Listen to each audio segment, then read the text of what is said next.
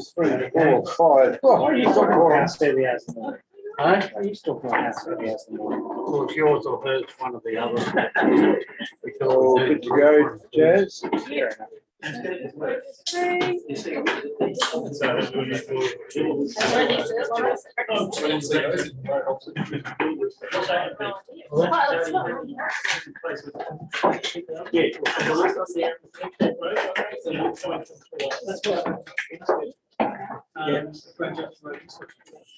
Oh, I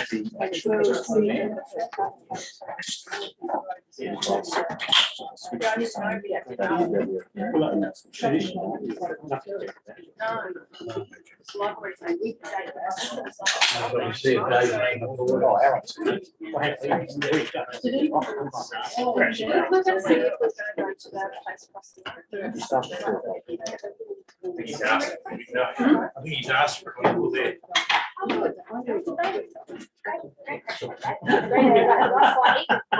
Not anymore. Yep. You might have to help me.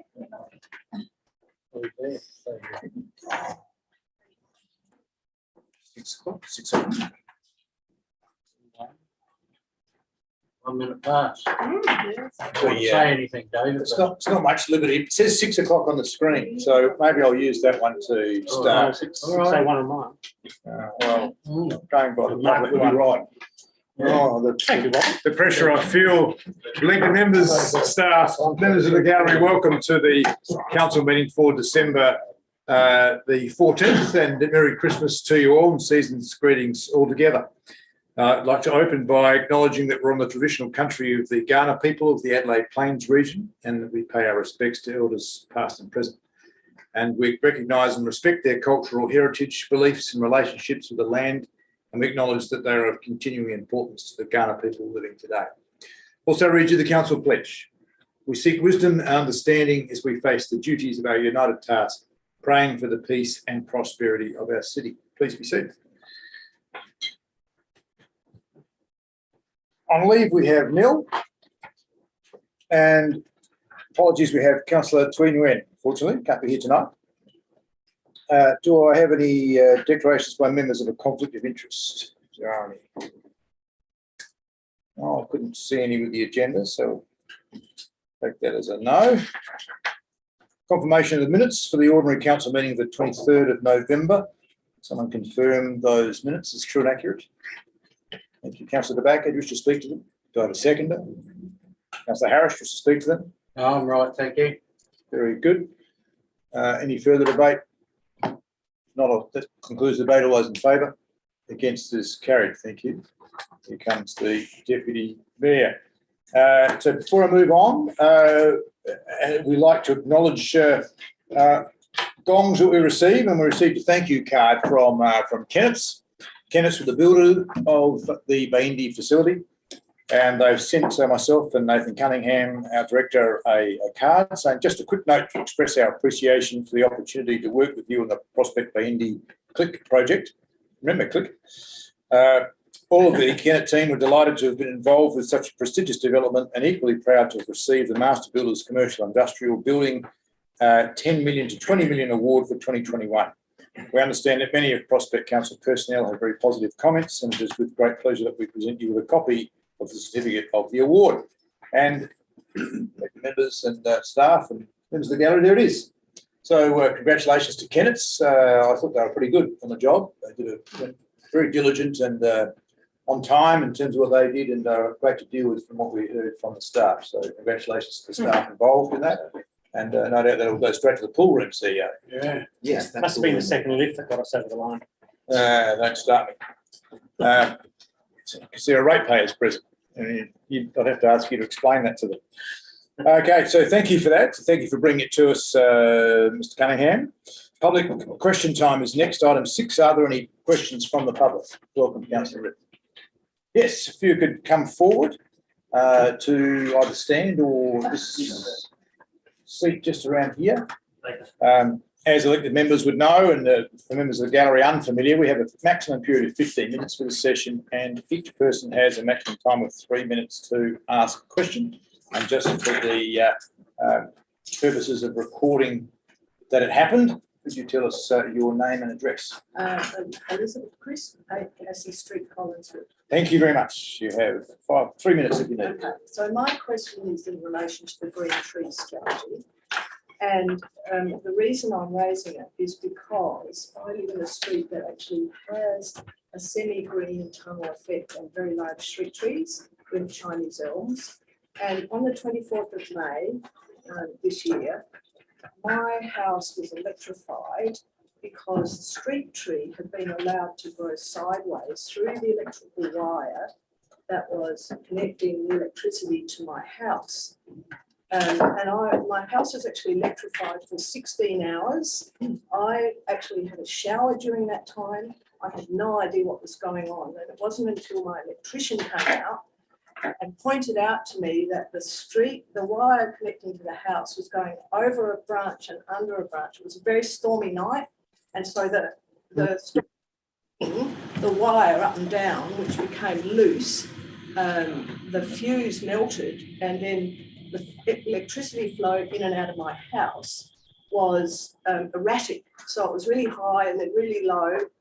The electrician was measuring my meter box. Ms. Chris, but this does sound very distressing, but this is a time for questions. Yes, Get to the yes. question. So the question is, I'm concerned. I noticed that if you're going to go for a green tunnel strategy, then you actually have to have far better maintenance. So I want to know what the council is going to do in relation to maintaining street trees so that that never happens to another person in Prospect ever again. Thank you. I'll take the question. CEO. Mayor Lachlan, I might ask my Director, Infrastructure Environment, to take that one. Noting, of course, that there is reference in the report to increased maintenance as a result of the increased canopy, but with that, I'll ask my Director of Infrastructure to add. Thank you, through you, Mr. Mayor. In regard to the tree planting strategy, maintenance generally on trees, I highlight any maintenance to do with trees in relation to power lines isn't actually undertaken by council, it's undertaken by SAPN. SAPN have changed their tree maintenance requirements several years back down to low voltage areas, where they no longer trim trees preventing them going through low voltage lines. They actually allow that. So they've made that decision that it's actually safe for that to occur.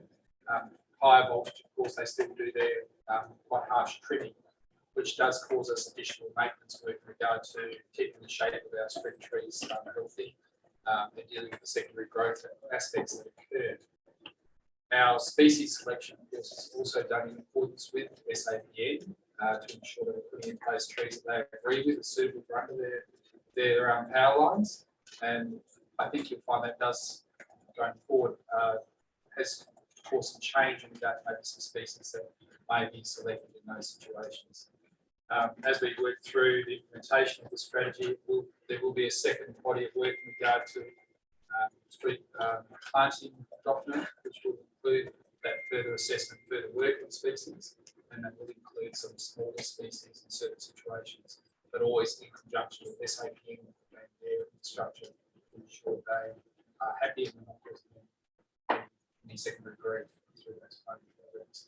Thank you. Any further questions? So this wasn't anything to do with how fine the tree had grown, it was the sideways. I don't know. You know, I think you will have more problems with that on some of these narrow streets.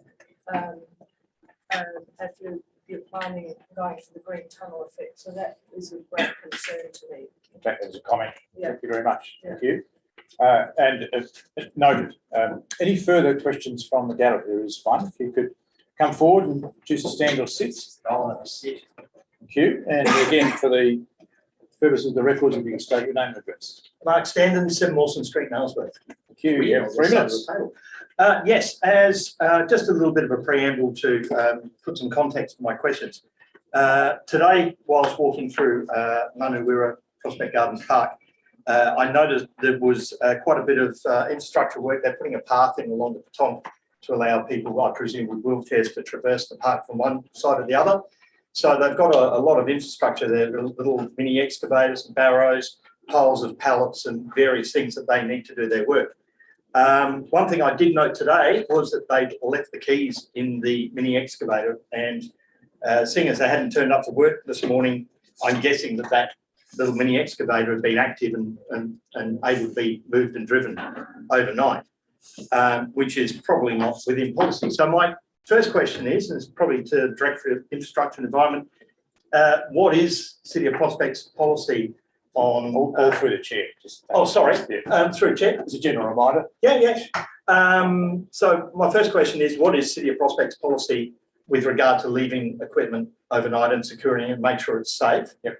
And does what they've done contravene policy? Second part of the question is, have the contractors received any consequence as yet for what is quite an unsafe action? And the third part of my question is, I note that there's been a little bit more budget for doing that path. Will there be extra budget, and when to actually do the arbour and the plantings around the arbour and the paving for the arbour? Yep, thank you. We'll take those three questions. You happy to? Yes, as compound questions to the Director of Thank you, Instruction. Director. Thank you, through you, Mr. Mayor. In regard to the mini excavator and keys in the excavator, we have been in contact with the contractor. The feedback we had from the contractor is the contractors, they had two staff on site this morning. One of the staff members went off to take waste to landfill, and one took a toilet break, left the site for that reason. The keys were left in the excavator while he took that break, and he was quite surprised when returning to the piece of equipment to not have any keys. In regard to our approach to this, we would expect the work site to be secure, be that in regard to having bunking around to protect the site from people casually entering it, but also in regard to any machinery on site being secured. So we will be having a conversation in regard to the WHS position in regard to that aspect, and having some conversations around that. In relation to the works that are undergoing, in finalising our funding submission to the state government for this broader Ngāti Wira project, we ended up with an extra $12,000 that we had that wasn't fully expected. This pathway, just to aid with DDA movements on the site, we had to move it originally because of cost constraints. So it just happened to be around the right figure. So we've actually adding work back in as we work to finalising the grant acquittal by the 31st of December. So it's an opportunity that we've taken. Thank you. And the last part was the arbour and painting thereof. Sorry, Mr. Mayor. With the arbour and painting thereof, we are aware of it. We are aware of some other maintenance works required on the arbour. The arbour itself was removed from the broader Ngāti Wira project because of cost factors. At this point in time, we're not planning to undertake those works and some other secondary maintenance to it until the next financial year, and we'll make allowance for another maintenance budgets then to bring it up to a standard. That will include some particular replacement and Okay, thank you. Any further questions? Yeah, I just might make a tiny comment on that there is toilets on site that were open, and the contractor didn't have to leave site to use those toilets. In fact, other staff, other City of Prospect staff were using them at the time. Take that as a comment, but perhaps they are looking for a coffee machine in addition to a bathroom. They also left the giant gates open at the same time, so that machine in theory could have been tootled off down the road. But thank you for that. Covers all my questions. I look forward to seeing what the outcome is from the contractor. Thank you. Thank you for your time. No problem. Any further questions from the gallery? If not, thank you for those who have come along to ask a question during public question time. We have, in terms of petitions, nil petitions tonight. In terms of deputations, we have Mr. Martin Richards, who's speaking on behalf of the Broadview Tennis Club regarding the Broadview Oval Sports and Recreation Precinct, or Yada Tudu Yada, and specifically the tennis precinct upgrade funding, and he is attending via Zoom. So welcome to you, Mr. Richards, and for the purpose of the records, could you please state your name and address? Martin Richards, 172 Harvey Street, Collinswood. Thank you, and you have 5 minutes if you need it. Thank you. Good evening, Mayor, CEO, elected members and staff. Thank you for the opportunity to present what we are passionate about: sport, community and excellence. My name is Martin Richards, President of the Broadway Tennis Club and a proud member of the local community for over 40 years. Our last presentation to the Council was in May of this year, and a lot has happened since then. Council's visions for the Broadview Sports and Recreation Precinct is still very much our focus, and we present to you tonight options for funding and moving the tennis precinct upgrade forward with confidence. Our request is for Council to consider a budget allocation for the 2022-23 budget to enable us to secure external funding for the tennis precinct upgrade and to deliver benefits to the community. Just a quick background, the Broadway Tennis Club was established in 1921, making this year our 100th year celebration. In 2021, we were named the most outstanding tennis club in South Australia. On the 17th of December, we represent South Australia on the national stage as a finalist in the prestigious Newcomb Medal for the most outstanding tennis club in Australia. We continue to deliver great service to the local community on a daily basis, providing access and participation for all ages and standard of tennis players. This extends to our continued commitment to international tennis, where we again will be hosting players of the dedicated training venue for the Adelaide International in January 2022, bringing the international flavour of tennis to the city of Prospect. Now is the time for change. Our 100-year celebration, several of our past committee members reminisced about how in the 1960s they built the existing club rooms over a few weekends, only for the roof to blow off and for them to have to refix it the following weekend. It is time for the tennis precinct at Broadview to get the modern times and revamp its offering to the community. We have developed a plan in conjunction with Tennis SA that can be delivered in stages and enables improved access for the community. Community tennis facility. Recognising that the 4 southern courts have just been resurfaced and the Adelaide Tennis Academy still wish to operate their business out of the Colin Grove club rooms, we have developed the following stage plan to upgrade the tennis precinct. Stage 1, 2022-23, 750,000. Repair community courts in northwestern corner, St Philip's Courts. This is contingency to minimise disruptions during construction. Removal of existing Broadview Tennis Club rooms and temporary location into the Prospect Valera Athol Lions Club building. Reconstruct 4 existing courts and 2 new courts in the northern end precinct. New LED lighting, fencing, servicing, nets, shelters and walkway. Maintain 2 northern courts, 5 and 6, and open for full community access. Stage 2, 2022-23 would be 1.525 million. Building new community facilities at existing site while relocating to temporary location. New community facility to include new public toilets and multi-purpose change room facilities for all local sporting groups. Stage 3 will be a further stage future budget consideration with the removal of Colin Grove club rooms, reconstruct 4 existing courts and 2 new courts to the west, completely east-west pathway, install viewing areas. Budget costings. The City of Prospect budget request in order us to secure external state and peak body funding. 2022, the City of Prospect will be 600,000 for court upgrades. Office, sport and rec would be $1.5 million in community recreation facility. Tennis SA will provide $150,000 for court resurfacing to the Australian Open Standard, and the Broadview Tennis Club will commit $25,000 community court access upgrade and local community infrastructure. The key benefits: as a senior members to play home matches at home, increased junior participation, it's currently at its maximum capacity, more community access, increased regional participation, and Adelaide International practice venue. The final, sorry, one more. Request is to, sorry. 1 more minute, should you need it. Yes, please. Our request is to commence the tennis precinct upgrade at this stage of the Broadview Sports Recreational Precinct, the Yanta Tuti Yata Master Plan, and secure council budget commitment to do so. Thank you. Excellent. Thank you very much. Well, got an extra 30 seconds if you need it. No, I'm good, thanks. Very much. So I'll now open up for questions from elected members, should there be any. So just ask Councillor Group. Thank you, Mayor. Thank you, Martin, for your presentation. I had a couple of questions. The $1.5 million from the Office Rec Sport and Racing, is that committed yet, or is that contingent on us providing some matching funds? No, that's providing your funding. So I've had discussions with them, and they are very keen to get involved, and also with the Tennis SA project as well. But it's yes, it's subject to Prospect Committee. Councillor Group. Thank you.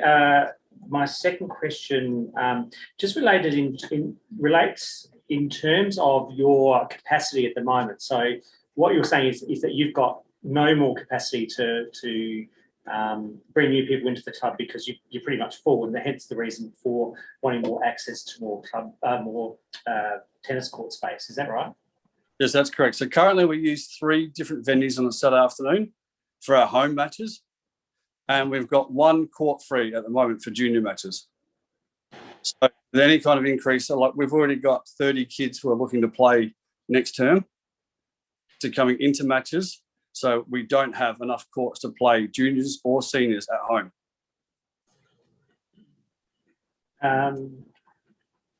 And just in terms of the Collinggrove component of this, have you had conversations with Collinggrove in terms of this proposed stage 3 of what that might look like? Yes, we have. Back in July, we spoke to them about what we're looking for, and they were happy to do what we wanted to go along with. Obviously, they've just had their revamp done, so they don't need anything done for a little while. So we looked at what we could do for us, because we need courts as well.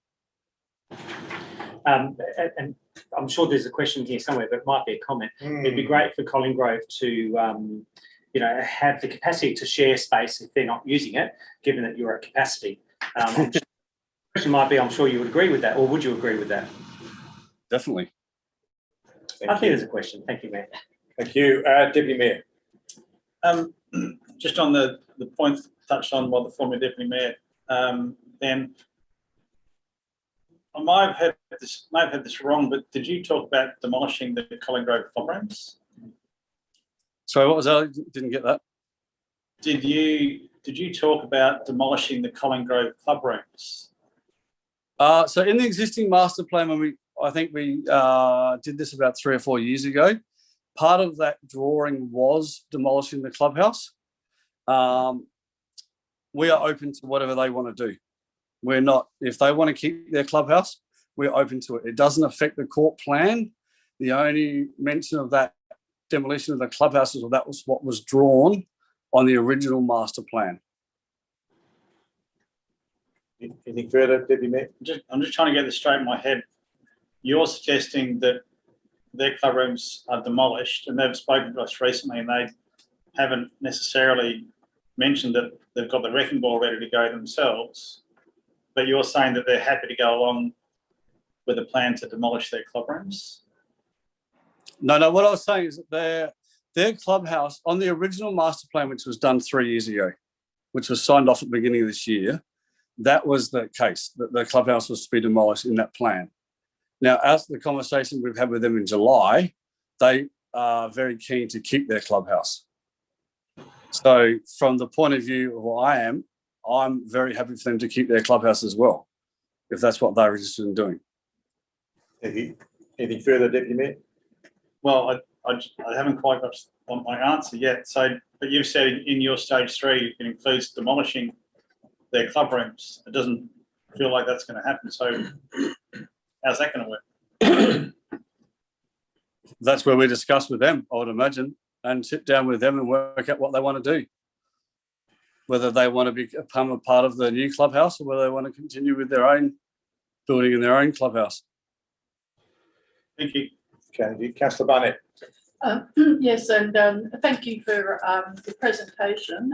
And a couple of questions I have. So the stage 1, which stage involves possible demolition of the club rooms? Stage Of Broadview club rooms?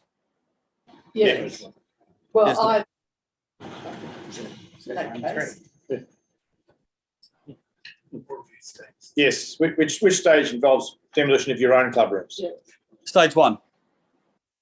Right, okay, and then stage 2 is to do the upper deck, the upper section, is that correct? Well, no, stage 2 would be to build the new club rooms. So stage 1 would be to remove the existing clubhouse, the Broadview clubhouse, and then stage 2 would be to, if you look on the master plan, you'll see where the existing building layout is. would be to build a new clubhouse building there. Right, okay. And I know the plans are just, you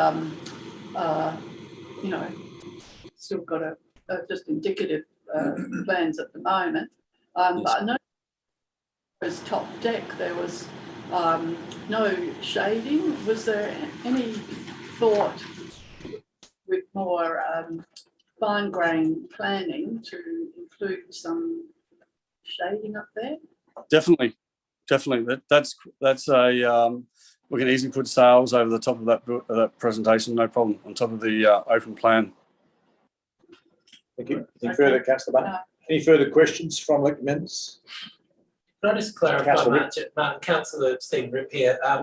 Just wanted to, with the state, has that money been locked in, or is it just that the state government's interested in a potential project but you still have to apply for funding? Or can I just get just a bit more of an understanding of how that works? Sorry, I just didn't understand the answer you gave, Mark, before. Just wanted to clarify, a bit of clarification on that, mate.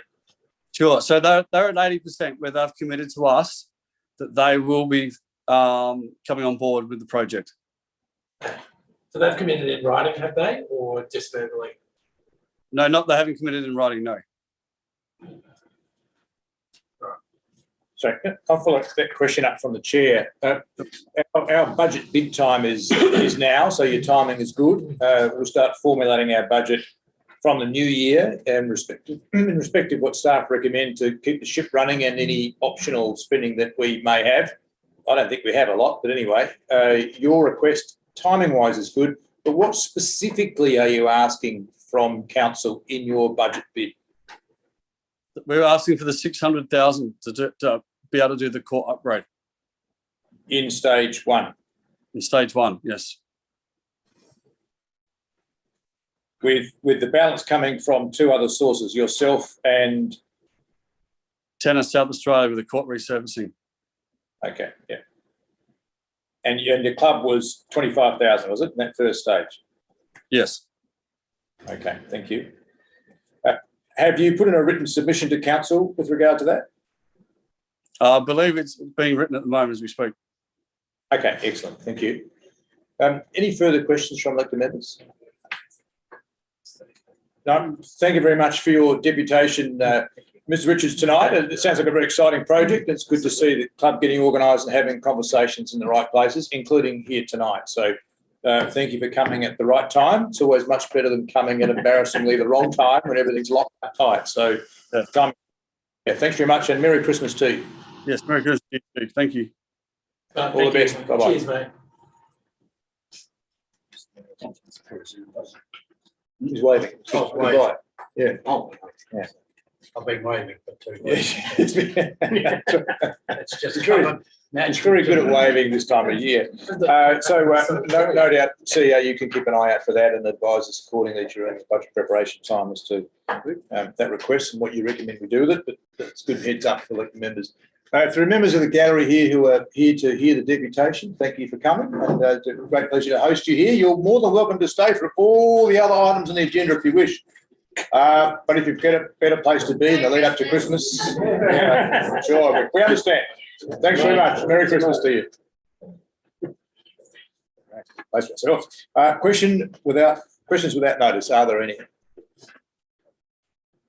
No, we'll move on. Thank you to reports for decision. 10.1, the Indy after 5, the trial summary and next steps. I'm happy to move it in its current form. Deputy Mayor, you wish to speak to it? I will speak to it. So it looks like the initiative that the team has spun up has worked quite well. And I guess the things that we might be interested in around the table is to see whether it continues to grow in popularity. And second point is given that there's additional costs being requested to fund the placement of a security guard. I'm pretty sure that's all it is there. I wonder if we need a security guard or is there another way of staffing it? And i.e., by that I mean staffing it. It seems like we've got one security guard there, not multiple people. I don't know why. I mean, there's probably good reason, and I'm interested to know why we chose a security guard as opposed to adding another staff member or a part-time staff member, or offering some sort of roster or rotation, that might be too difficult. So I guess that's a question. Have we considered using something different than a security guard, which might not be as expensive, or it might be more expensive? Not using a security guard. Yep, see ya. Director, Community Planning. Yeah, thanks for the question through the chair. A number of options were considered and costed as part of preparing for the trial. The reason the security guard option was preferred was predominantly cost. Essentially, the library and customer service roster is quite thin, so extending hours creates issues in terms of total hours that those staff can work. Also, security guards are able to work in isolation, whereas council staff would need to have two on site at one time. And essentially, that's where the cost differential adds up. Yep. Okay, thanks. And the last point is if we do move forward with this being a permanent feature, it'd be good to ramp up the promotion of the availability of hiring opportunities that we've got, because businesses and community groups who might want to use the facility in the evening, who currently aren't really targets of that option, might be interested, and it could help offset some of the costs that we're looking to approve through a budget bid. But it's a good report, and on the face of it, looks like it's been successful. So congratulations to the team for coming up with this as a way of activating the building that we're in. Thank you. Seconder, Councillor Barnett. Yes, I agree with the comments, and yes, one of my questions was going to be about in the budget bid rather, to look at the costings, but that that will come, I'm sure.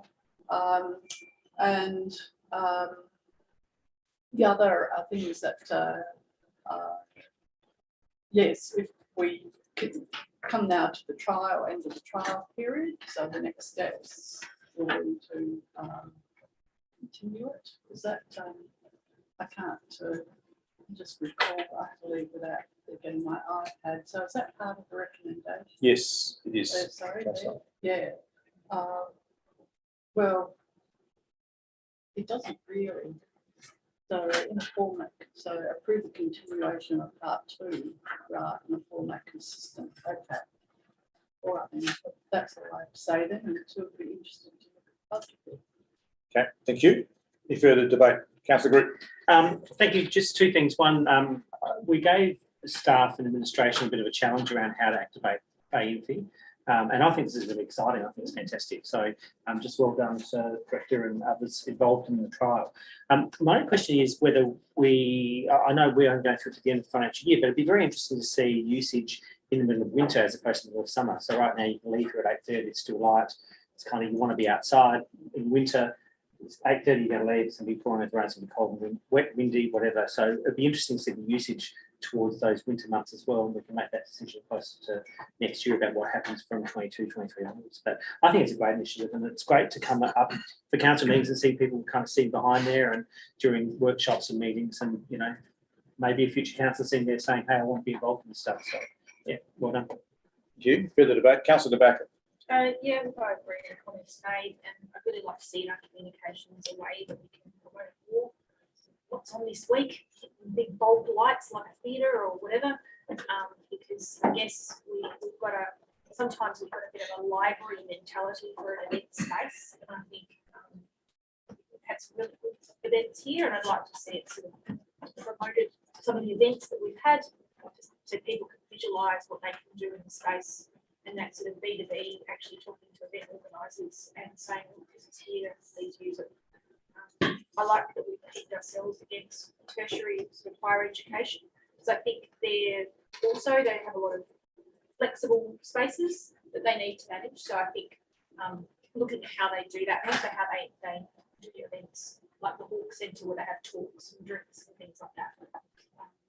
To a really successful ASPN, Adelaide Sustainable Building Network, and I think that was through one of the initiatives of the sustainability officer or manager here, and that was a great event. So I'd like to see more things like that. Yeah, thank you. Any further debate? It's from the chair. I thought it's an excellent initiative and really impressed by just some nuancing around how it was done. You know, I think the graphics of a black sign with a little white dots and Bendy on it was just really clever. And the way that it's been introduced subtly with good promotion that's quite simple, I thought it was pretty good. I particularly like the report, so if you please pass on my thanks to the author. I thought the report was nice and clear, had some good feedback in there. You know, it was nice and transparent about what went right and what went wrong. And I also like the way that I think it's the library manager, just a footnote, was thinking about how to use the space. I was delighted to find them hosting an event with Callum Ham and Adam Carpenter the other day, where they cleared out all the library stock and had the event, and people loved it. They're all sitting in the downstairs space. We'll be there for the Mayor's annual dinner soon. And it said it only took an hour and a half to shift all the book stock. And in that hour and a half, they set it up in a way that it all could be accessed in the Dewey Decimal System in the town hall. Whereas previously, people had told me that was an insurmountable obstacle. So they just worked out how to get it done. And I think that's exactly the same attitude with this initiative. So I, concur with Councillor Groot. We did put the challenge out there to activate Indy much more. It's great to see this as one part of it and the event as another part of it. And I wholly agree with Councillor Backer that we should see more of these things. And I was reminded of author talks the other day when we had a meeting at the town of Walkerville, and they had a whole heap of people coming into their space for an author talk, which some councillors have been around a long time would remember those over at the Thomas Street Centre from many years ago, and were very, very popular. And poetry slams and other odd things that happen in libraries. So look forward to seeing more and happy to support this initiative, and equally, as with Councillor Barnett, look forward to discussing the budget bid or if it can be funded by savings in other areas. But issued that challenge to the CEO, and we'll see how we go. Thank you. Any further debate? If not, Deputy Mayor, do you wish to sum up? No, thanks. That concludes debate. All those in favour? Against? It's carried unanimously. Thank you. Next item is the 2.2, the proposed tree strategy 2021 to 2026, the outcomes of the community consultation, recommendations on page 9. Somebody happy to move it? Councillor Barnett, it's all first. Wish to speak to it? No, I think, again, this is a very exciting and interesting strategy, and survey results. Some of them are expected and others are not. And I think apropos to this, we're going to be, I think we've been asked to comment on other things to do with trees, about significant things and that. So I think, again, something to consider is that our strategy is mainly, I think, the greening but shade. So I think I'd be interested to see how we are going to do with some of these suggestions and that have come from our survey about tree selection, shade, and about later on about how do we deal with significant tree issues when most of our strategies here in South Australia, compared with other parts of the country, overseas, recognise that trees should actually be selected significantly for their shade and not necessarily just the size of the tree trunk. I'm going to provide some commentary later on, as we've been asked to do by staff in another email. Okay, thank you. The second, Deputy Mayor, do you wish to speak to it? Yeah, agree with the points made by the previous speaker. One of the things that's going to be important here is managing people's expectations about what's possible, because on one side, it might be good to point people to great examples of streets where we've got a green canopy, and that will help them, get excited about what might be. But if their street, for whatever reason, technically is simply not possible to achieve that same outcome, then they might have their hopes dashed against the rocks of despair. So one of the things we're going to have to do is to manage expectations about what's possible on a quite a localised level, so that people don't get disappointed but get on board with the fact that we're doing as good a job as we can do with what what we've got to work with. But apart from that, it's a great report. Thank you. Further debate? Councillor De Backer. Probably just a bit of clarity around future tree maintenance and the costs. So on page 12, it talks about increasing tree maintenance cost by 3,200. It doesn't say if that's per tree or per year. So maybe just a clarification through the chair. So as councillor, I just read that it's annual tree maintenance in that same line that says $3,200. It starts with the word annual. I'm Yeah. presuming that means annual. So yeah, seems like it's pretty inexpensive. 3,000, is it? I'll just ask the CEO to confirm that that's what that means, that it is the. So I will pass to my director in a moment, but in essence, what you're seeing here in terms of the proposed increased tree canopy, Councillor Backer, is more trees to maintain. And that is a compounding process over time that will result in steadily increasing maintenance above and on top of our existing commitments. Director of Infrastructure, anything to add? I'll probably just throw in the $3,200 increase per annum, compounding there on out from year 6 onwards. That is an estimate that will prove up further as well. It does work out to about $24 per additional tree per year, and we go to pruning and the like.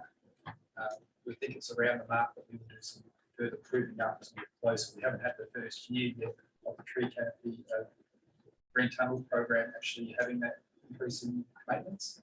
So over the next year or two, we'll do a lot further work about the maintenance requirements. Okay, but it doesn't take effect until year 6. Okay, thank you. Councillor De Backer. And just further to that, that's working on our existing service levels with regards to street sweeping or lack thereof, and nuts and things like that. So it's based on the existing service levels. Put that question to the CEO. Through the Mayor, yes, maintaining existing service levels, both in regard to cleaning up after trees, but also the form of pruning, shape pruning, and whatever else we might need. Thank you. Anything further, councillor? Any further debate? Just from the chair, just to note that in the strategy, the first year is working out what species where. So the consultation will continue in terms of the street by street impacts. Some people won't pay any attention to the strategy because it doesn't seem to affect them because, you know, they're looking for Smith Street or John Street or whatever street. That will come. So there'll be a lot more discussion around this chamber about what that means, the diversity of species the staff are recommending based on best practice with regard to potential climate change impacts will have an impact. The feedback on some species that annoy people will be taken on board.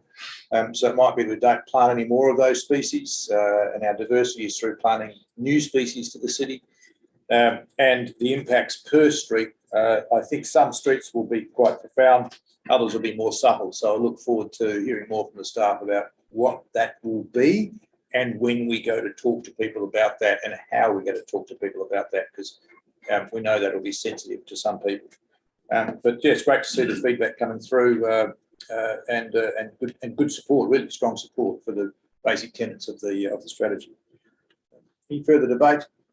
Back to you, Councillor Barnett, if you wish to sum up. No. No, that concludes debate. All those in favour? Against is carried unanimously. Thank you. 10.3, local community roads and infrastructure phase 3 funding. Somebody happy to move it? It's on page 62. Councillor Pearce. Yes, Just speak to it. Yep, and just quickly with regard to Devonport Terrace, it's a really good opportunity to use the money there for that final 400 metres, but also in conjunction with Renewal SA with their development and DIT with the rail corridor.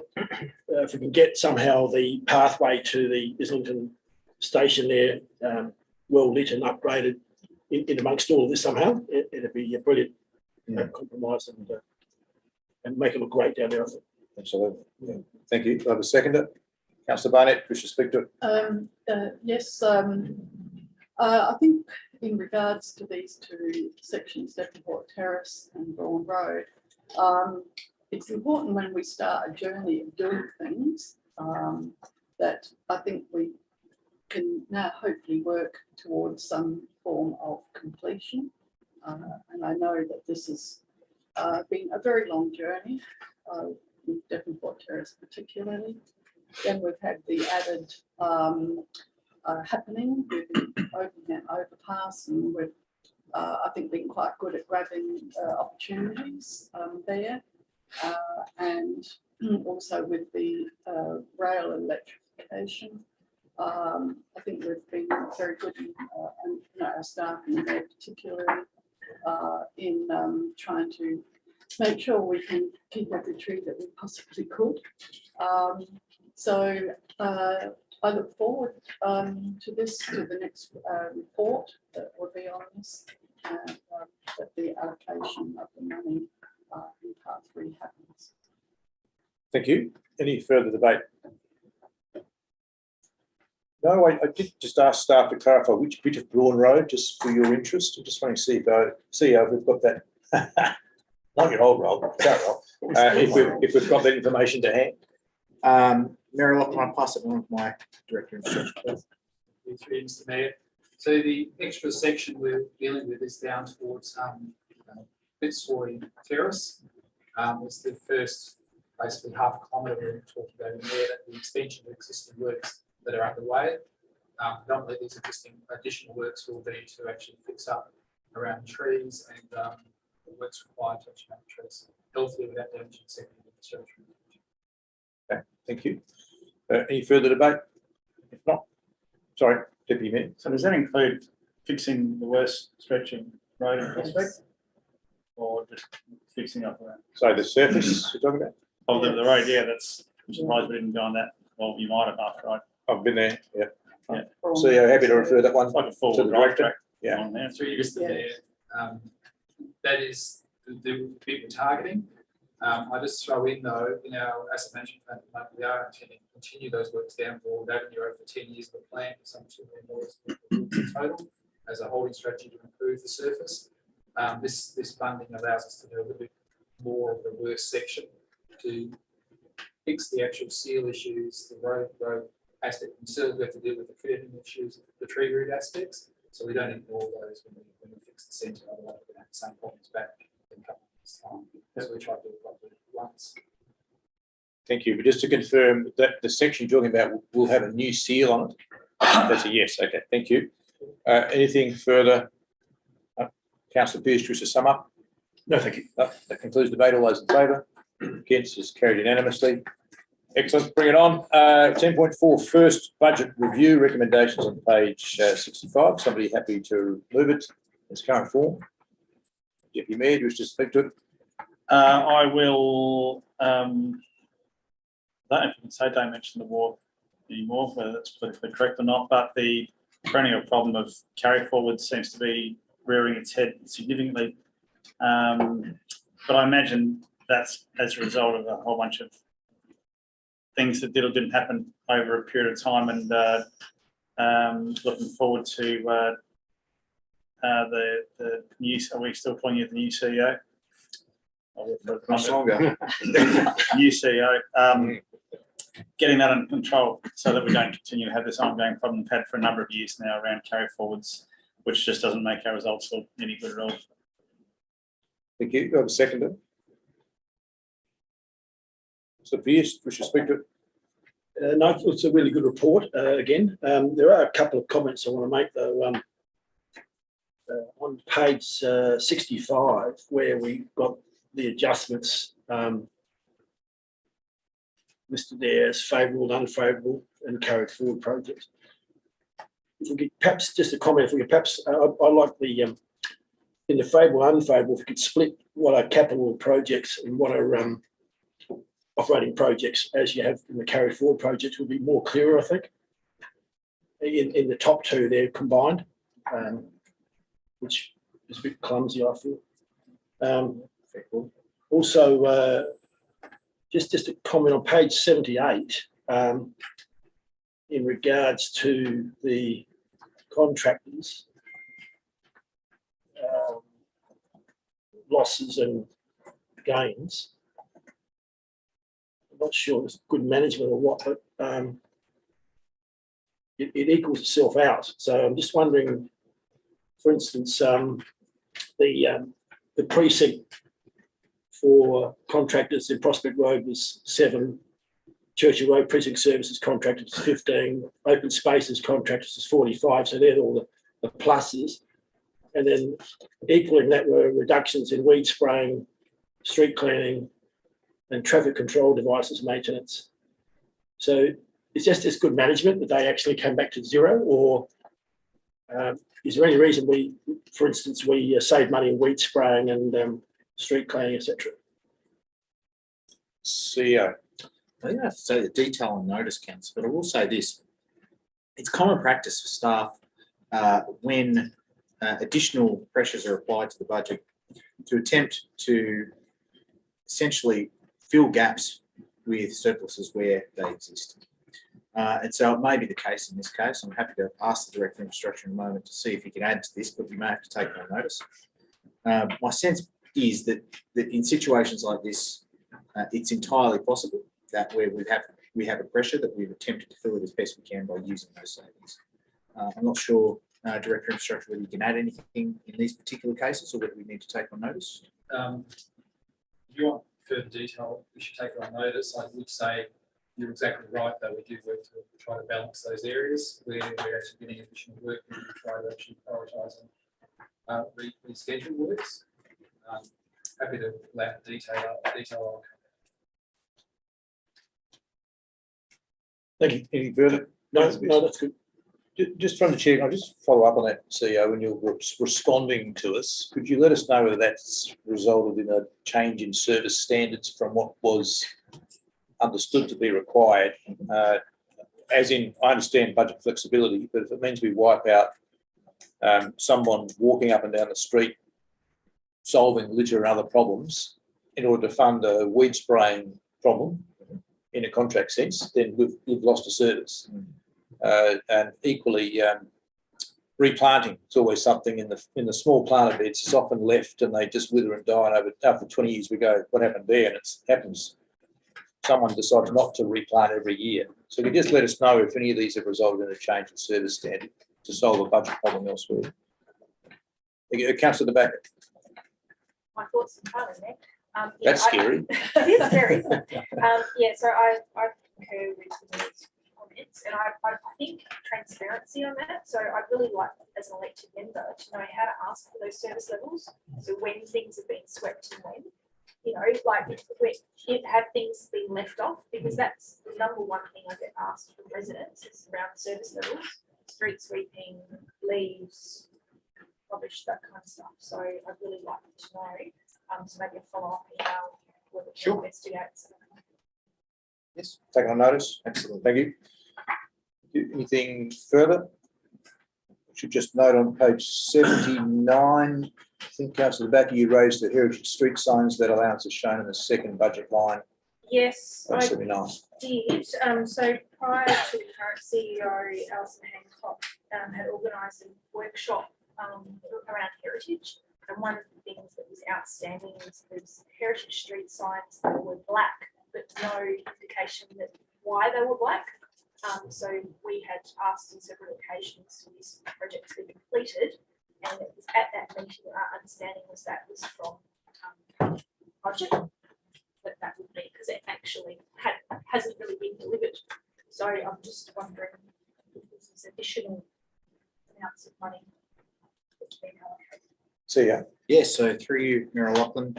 The money, this is a balance. So when we go through the budget review, we're identifying areas of budget that need to shift. My understanding is that this particular project was not budgeted for originally as part of the 21-22 budget, and as a consequence, we have needed to shift money to it. So on page 79, that's attachment 2, you'll see that we've adjusted the budget to include that $3,000. So that's part of the budget review that is before you this evening. Our understanding is that then there is a process to follow, which will include seeking input from you through the CO update in terms of the nature of signage and the nomenclature that we'll apply to those heritage street signs. And from there, we'll proceed to deliver them. I'm not sure, Director of Community Planning, if there's anything to add.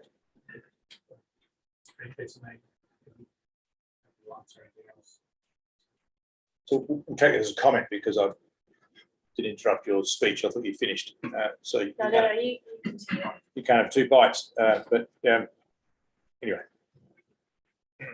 it's not a huge amount. It's the process around it that I find could have been done a bit better. Any further debate on this item? Thank you, Councillor. Yes, Barnett. just more following up on the last comment. And that is about generally signage throughout the city. There seems to be sometimes there's a plan and sometimes there isn't about what sort of signage we have for various things around our city. I'm not sure if that means I might need to call for a report at some stage about that. I know that some councils have a signage like protocol or guidelines. I know that we have some for our parks, you know, another recent suggestion about that coming up to us, but it just seems to, and it was the same with the Heritage Street signs, you know, I can't think of anything constructively off the top of my head, those two in my mind, so that perhaps we might need to have a bit better look at that. So we've got a bit more of a uniform approach, particularly if we're doing some Ghana names, things like that. So I'll just leave it there as a comment. Okay, thank you. Noted. Any further debate on this item, the first budget review? If not, Deputy Mayor, you wish to sum up? No, thank you. That concludes the debate. All those in favour? Against, this is carried unanimously. 10.5, establishment of selection panel to appoint an independent member to the City of Prospect Audit Committee. Recommendation from staff is on page 91. I note that in part 2, I need to accept some nominations, so I need to suspend meeting procedures to do that. So if I could do that until 7:05, if I need that time. All those in favour? Against, they are thus suspended. And Rob, can I just ask a question? I presume I have to move an amendment, but can we consider the alternate option that we don't have a selection panel, that we appoint Corinne Garrett for the additional term?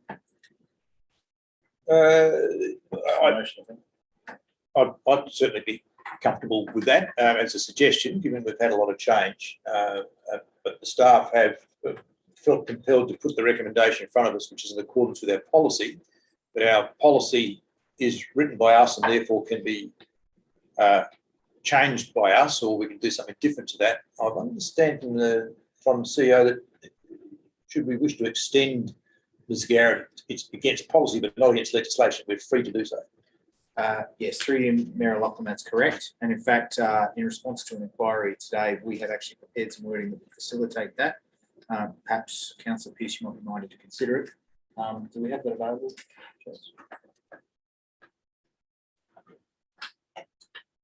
So just noting this has come up as it's in the report about the opportunity of our staff. Should that be of interest? Just going on her background, and I'm very impressed with her personally, and also with continuity with lots of things that are going on. That'd be my opinion. I'm happy to have it discussed, but I'll read through this as well. Yeah, people could just take time to read through that in yellow.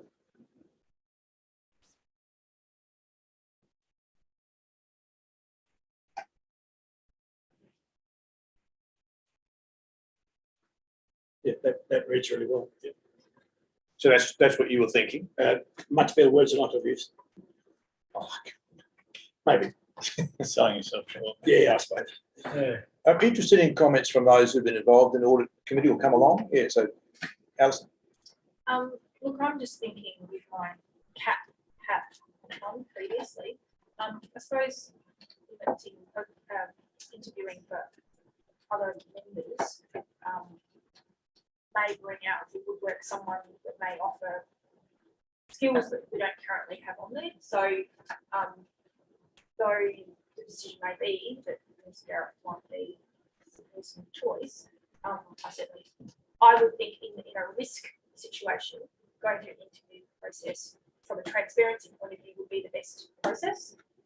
That's just me personally, and I think when we have to answer to ratepayers that we've gone through the correct process. Not saying this is incorrect, but we have a sort of policy that we, and especially around audit and risk, I just think it'd be great to sort of throw it out there. There is a budget implication with that, obviously, going out, continuing. But I think it doesn't prohibit Ms. Garrett. That's just my thoughts. Yep, okay, just happy to hear a few more thoughts without debating the item, but just I'm interested in people who've been to the audit committee and recognise Stephen's the other elected member. No, look, although I've been incredibly impressed with Corinne, I think if she reapplies, she's going to be hard pressed to beat. I think for transparency, I agree with Councillor De Backer that we should open it up to be, I mean, obviously when the public saw this, they saw that we were looking to appoint, but I know it's only a staff recommendation, but people see the agenda that we're looking to appoint a selection panel going through this process. It's consistent with policy, and I think it's good due diligence that you go through it. Now, I suspect that probably Corinne will be potentially the best person to still reappoint. Great, I mean, she's been amazing and brilliant, but I think for the, I guess the risk and the look of it and the fact that it's going against policy, I think it should be going out and being advertised. That's just my view. Yep. So a couple of comments, and I've got to sort of manage a process. So, Christine? Yeah, just quickly, as a former audit committee member, again, I think we've had very good people, and certainly Ms. Garrett, fits into that.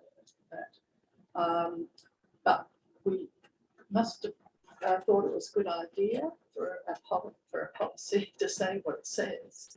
So I think the question more is about, do we change the policy? Do we keep the policy or whatever? So yeah, I'm just a little bit wary that you can perhaps become a little bit too comfortable, and if you know us really well, but about the city and those things, perhaps are you still going to have an inquiry time about things? So part of that is just my reason. Yeah, that's okay. We'll take that with it as a degree of discomfort with an alternative process. That's okay. And other comments, Matt? Having never been on the audit committee, I can't comment directly on having witnessed Corinne in action, but what I can say is whenever we've had an auditor's report over the last, I don't know, 6 years or thereabouts, the only thing I've ever heard around the table is how good a job that she's done and how impressed we are with the work that she's done on our behalf. So I can only surmise that we're currently very happy with the work that she's done in this role. And I tend to steer toward the first thing Christina was saying, which was maybe we need to review the policy, because what I can see happening is us sticking with a policy and ending up spending a lot of time and money reappointing someone who's doing a thoroughly good job, who's got a fantastic level of knowledge, not only corporate knowledge for audit, but right in the thick of where we're at right now. And to me, it could be incredibly disruptive unnecessarily to change things up. If there'd been a growing concern with the quality of her work and with the team and with the work she's been doing in that role overall, then I'd absolutely wholeheartedly be supporting a re-interviewing or holding an interview process. But given that I've never heard anything except for glowing reports, I think we'd be wasting our time and money in doing that, and I'd be comfortable going with the alternate motion. Okay, just to check for timing purposes. See, I think the term expires in March. In terms of revisiting policy, I presume you could try and get something to us in January, but then we wouldn't be able to make a decision.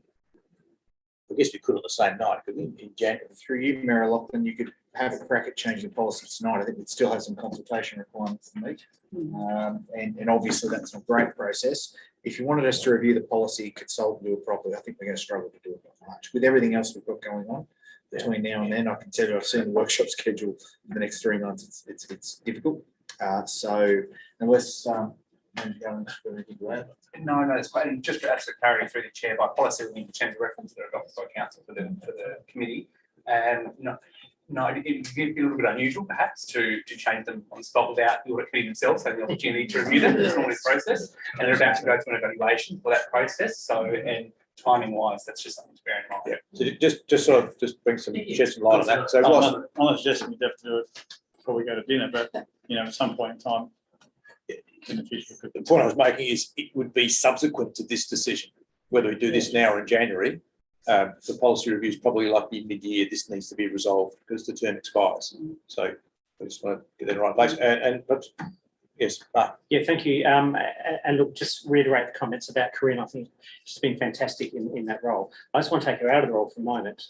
What we're dealing with is a term of reference issue, and an audit committee and audit members of an audit committee, particularly for public authority, are really, really important. And I think part of that is the reason why we have a 6-year term, which is not necessarily to turn people over, but to make sure we do have some capacity for fresh eyes and looking at problems that others may look at in one way and others will come in and look at it very, very differently. On balance, I would not support the amended motion. I would support going out for a process just purely on the basis that it's the right thing to do. It's also consistent with our terms of reference. I wouldn't entertain changing those on the basis of a person. I'd entertain changing those on the basis of there's a need to change them. So I want to sort of separate those two issues out. So that's not reflecting Corinne whatsoever. I just want to make that very, very clear. That's reflecting process and logic. That's fine. Issue was raised and staff had discussed this, so it's good that we've got some words to make us think about it. I'll just note with 705, it seems to me we're going to need a selection panel, which means I need some nominations. So I just seek leave to suspend the procedures for a further 5 minutes, should we need it. All those in favour? Against is carried. It's just traditional. It's Christmas and everything, it's the season. Yeah. Are there any further comments on an alternate process? If not, can I have some nominations for the elected members to go on the selection panel? I will be there anyway because I'm on the audit panel, so probably two more. Can I check with the councillor Pierce wishes to? Not continuing myself. Councillor Ripper's our other rep at the moment. Oh, this is just for a selection. This is a selection of the independent that's members. right. Whoever I'm Not being on asking. the. Yeah. Sorry. That's all right. I would be happy to do it, but the only thing I would suggest is talking about fresh eyes, considering I actually won't be pre-nominating for council in prospect beyond this election, and the bulk of this person's term will be actually serving in the new term. If that concerns people and people who are looking to go for re-election want to do, I don't mind stepping out of it. But I'm happy to do it if want me to, but just bear that in mind that the bulk of that person's term will be in the new term. I'll nominate you. I think you've been beat to the punch. Yeah. Thank you. Are you happy to accept nomination? Yes. Thank you. Thank you very much. Do I have another nominee?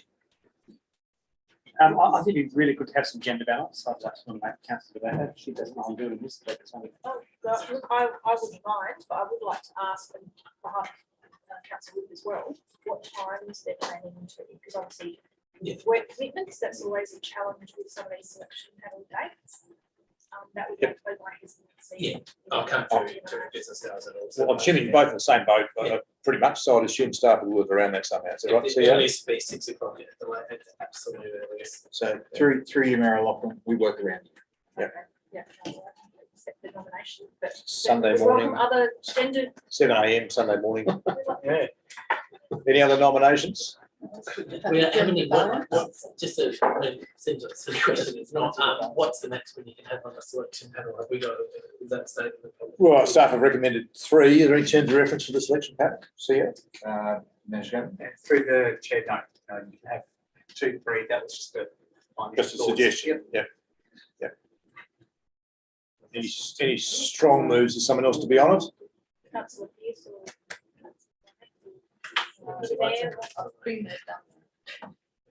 It is an exciting role. Don't all beat down the door to get on it. And I'm going to now pull us back to formal session before some of the sides get off it and ask that somebody moves as per the papers with the first dotted line, Mary Lachlan, second dotted line, Councillor Rippon, third dotted line, Councillor DeBacker.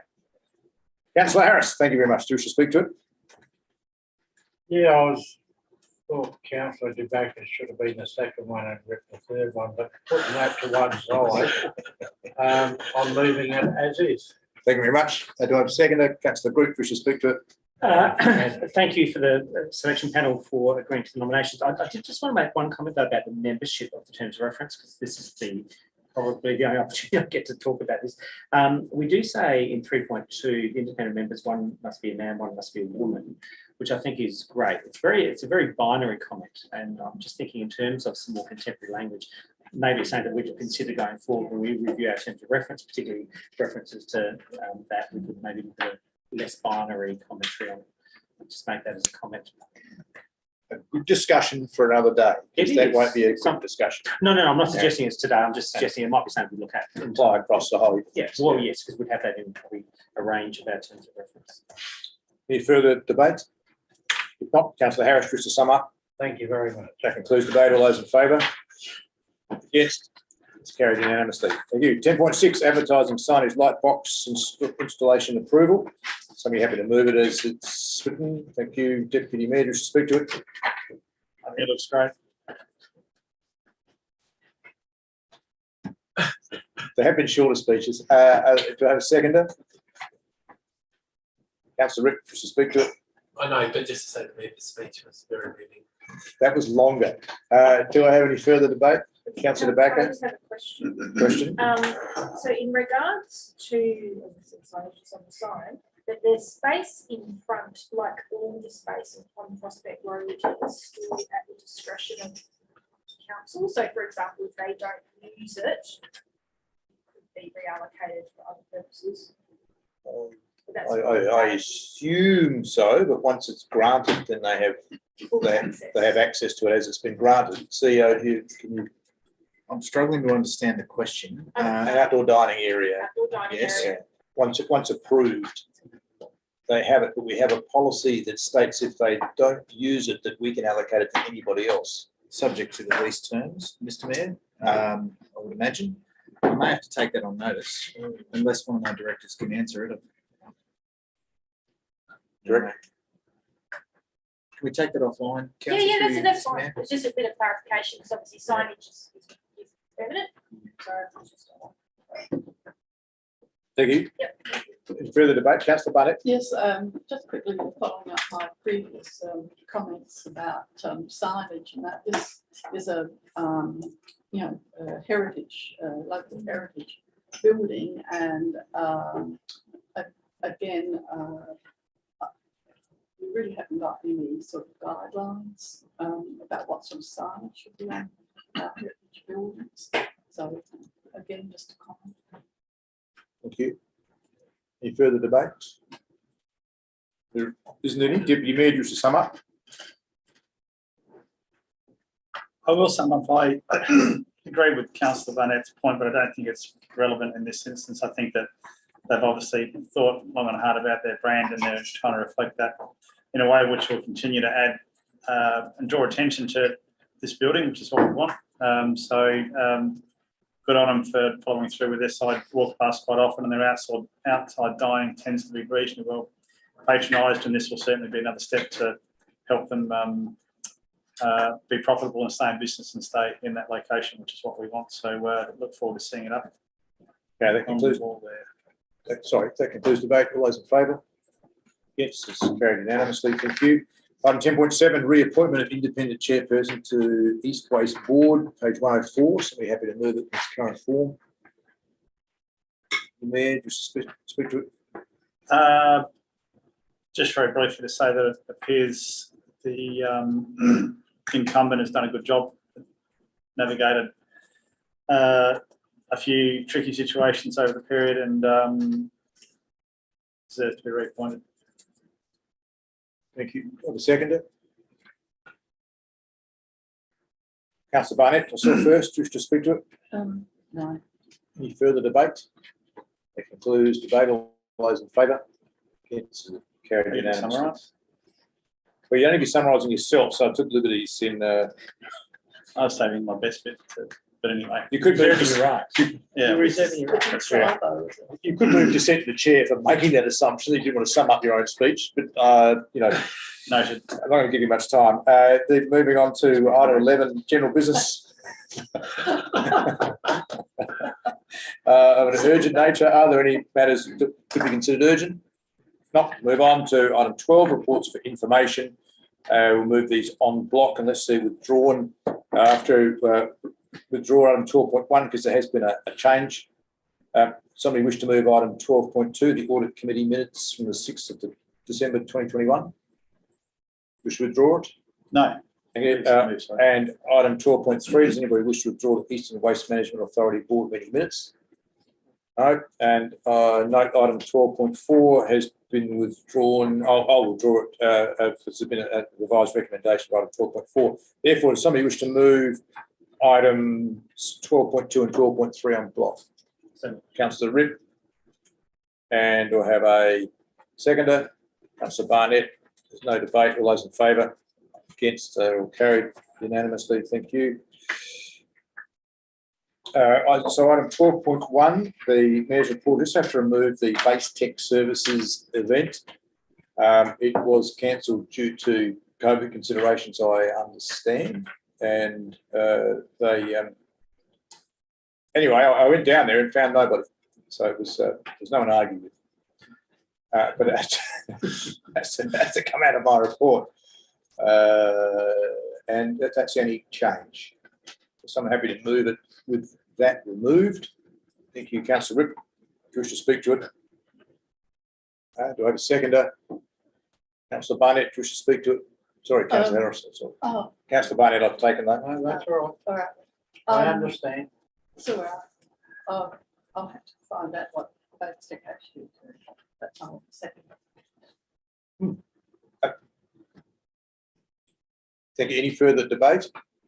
I can perhaps clarify that. Base Tech they own the large office building opposite the Regency Hotel on Regency Road.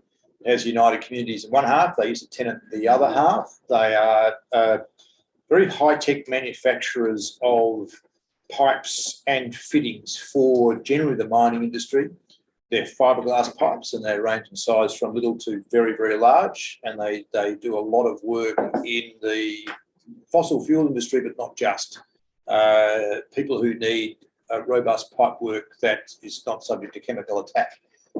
They work internationally and they still own the building, but unfortunately they moved out and built another place down on Regency Road. And now they also occupy another place down on Regency Road, closer to Arndale Shopping Centre. So I'm itching to get them back. And the owner is also very active in the Maltese community. They've had a long association with the City of Prospect. So it's for two reasons I keep in touch with them. Good people. But thanks for the question. Any further debate? If not, Councillor Ripp, wish to sum up? All those in favour? Against is carried unanimously. And item 12.4, the annual business plan 2022-2023 and budget process schedule. I think a revised motion was circulated. It is up there in yellow. Just to note that those items will be considered, but they weren't listed, so we're just trying to make that explicit in the resolution. Should someone wish to move that way as per on the screen? Councillor Backer, wish to speak to it? Yes, very happy to see service levels articulated something. Thank you. Do I have a seconder? Councillor Ripp, wish to speak to it? Echo your comments. Remember? Echoing the comments would have been 3 words, but you added on this mover. Which had to count. It's not fine. Any further debate? Councillor De Backer, would you like to sum up? That concludes the debate. All those in favour? So I gave Councillor De Backer the right to sum up. He's asleep at the wheel. Point of order. Your point of order was specific reference to the Act is 317. 3-1. You're trying to go for a 3-word point of order? Yeah. Overruled. It's Christmas. Okay, so council member reports and briefings. Are there any? Deputy Mayor. I think this falls under this category, noting that I was fortunate enough to attend the Daphne Street version of the Festive Streets Explosion. I think it was voted the best in the City of Prospect. I'm not sure who the selection panel was, but from what I heard, it was the best. The children's entertainment turned up at 8:45 p.m. There was no kids around, but the adults enjoyed children's entertainment. All the same. But, you know, fantastic job by the team to get that much interest It would be good to see a little bit more. I'm sure there are probably some considerations as to how we treat publicising this, but I think it's a massively unique and impressive exercise that has been delivered, and I would like to see us leverage that a little bit more and work on making it bigger and better next year. It's great to see that one of the other elected members, Councillor Great Street, got involved. That's only 6 other elected members plus the mayor who could take up the challenge and get it happening in their streets as well. But overall, a fantastic initiative by the team. Thanks to everybody for putting it together. Indeed, it's fantastic. Any other elected member reports? Councillor Grigg. Just like to mention the best street explosion party on Sunday night was actually Miller Street, voted by the Mayor of Prospect himself, the member for Adelaide and the alternate member for Adelaide. So I think that was pretty clear in my mind. But look, They live in Milner Street today. I thought it was for local residents only. I didn't know they'd moved into. No, they all came to visit and they heard what was going on. Oh. Yeah, it's good. No, but look, that, similar to that, to Councillor Larwood, Deputy Mayor Larwood, just want to say thank you to staff because it was an amazing event. I think it was fantastic. We had about 80 people. We actually still had children on the road at 10 o'clock when the traffic people came back and said, "I'm sorry, you've got to pick up your Lego and go home." And it was fantastic. And we literally had people out there until about 11 o'clock, I think, just taking over the road. So it was fantastic. And a big thanks to Celine and Andy and the staff who organised it. I agree, it's something that we just should try and do. In fact, my street, or Miller Street, happened to say that they want to do it again mid-year and just organise themselves and pay for the road closures and just have the opportunity for people to meet. And we had neighbours meeting neighbours that had never met each other before. So I think it was a really good event. So again, thank you. And a caravan and a car. I don't know what you're talking about. Do you have the for sale sign up? Thank you, Councillor Group. Councillor Barnett. Yes, well, I stuck to what the rules were, so I wasn't able to attend any office street parties. But I might have to put some pressure, I think, on street. But yeah, so I did do a count, and I was quite pleased to note that Westward had the most number of street parties. So I think we would be the award. So quality, not quantity. Quality, not quantity. Are there any other one-upmanship speeches tonight? Any other elected member reports and I briefings? live in a street that can't be closed, unfortunately, but I gate crashed 2 others at Albert Street and James Street, and they were both very impressive nights. Everyone was very happy. Thank you. Thank you very much. Thank you. Any other? Thank you. And see, genuinely, the mood on the streets that I visited, I got to 6, was just extraordinary. Great community spirit. People couldn't believe it. I went to ones that were new this year, and they were all just, I don't know, so overwhelmed with how easy it was and how good it was to meet each other and to see so many kids in the street. It ticks almost every box in terms of community activation and getting to know your neighbours. It's just a really good initiative. So I'm not sure whether we have the most of any council on the planet, just to make sure we're going right up there. But it is a good initiative, and I think we'd support it being done again next year. So we could pass on our thanks to the staff and the director involved.